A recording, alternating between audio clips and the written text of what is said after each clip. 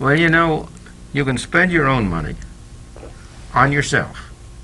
And when you spend your own money on yourself, you're very careful of what you spend it on, and you make sure that you get the most for your dollar. You can spend your own money on somebody else. You give gifts to other people. You take people out to dinner. And when you spend your own money on somebody else, you're very careful that you don't spend too much. You try to keep down the amount you spend.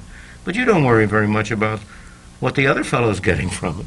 You don't pay anything like as much attention to the gifts you buy for other people as to the things you buy for yourself. Or you can spend somebody else's money, as when you're spending the government's money. I say the government's money, the taxpayers' money, which the government has control over. Now you're spending somebody else's money. Let's say you're spending your boss's money. You're out to lunch on an expense account, but you're spending it on yourself. You're very careful that you get good things for your money.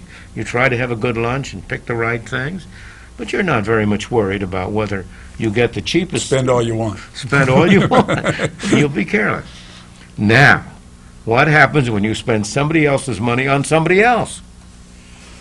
You're a distributor of welfare funds.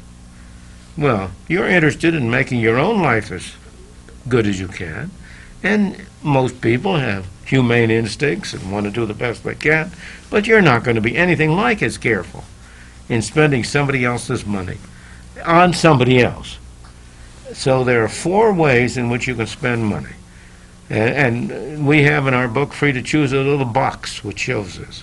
On one side of that box is your money, somebody else's money. On the other side of that top part of that box are 2 columns, on yourself or on somebody else. And that corner box where you spend money on yourself is when you really get your money's worth. And the rest, the worst of all, is the right-hand box, when you spend somebody else's money on somebody else. And that explains the schools today. That explains the schools today.